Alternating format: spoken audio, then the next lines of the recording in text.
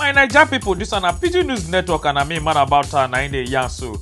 Make a yarn on a 7 men wey Kim Kardashian don share akpekus with before he marry Kanye West.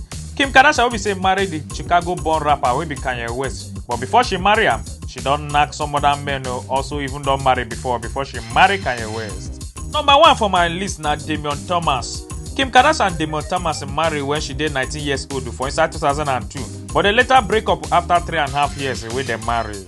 For inside one of the TV episodes of Keeping with Kardashian, Kim yarn to Scott Disick say she married Damian Thomas when she be Pokiyo and she never get sense to control herself that time. Number 2 na Ray J. Ray J na American rapper wey be say na him make Kim Kardashian popular well after when they break up. Kim Kardashian come out call yarn say Ray J carry the video wey be say the two take knack their own kpekus on top social media, and after then the video come even done on top social media for everywhere. Now it come make Kim Kardashian come popular well.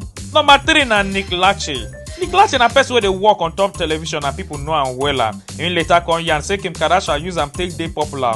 But Kim come out to come answer and say na lie o, say they no get anything o, say they just come out to go enjoy themselves, come watch film o. Say but media come out to come make the thing popular pass as e be o. Number 4 na Nick Cannon. Nick Cannon and Kim Kardashian they do boyfriend and girlfriend around 1 year, 2006 go to 2007. But they break up after the sex video where Ray J post on top social media. Nick Cannon come out to come here say ask Kim Kardashian about him. Kim Kardashian can't deny. Number 5 na Reggie Bush. Kim Kardashian and Reggie Bush date for 2 years, 2007 go to 2009 before they come divide. Come later come back together. Come later come still break up again.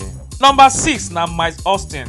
Mike Austin and Kim Kardashian will be say they date and people think say they go last well before they come break up because of the distance within between themselves.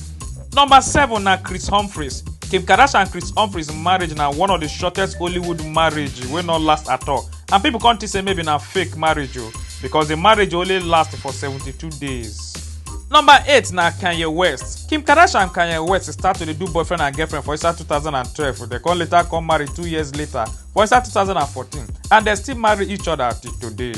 This na PG News Network and I'm me man about an MC in the hill na in the yarn so. Make una get fruitful day.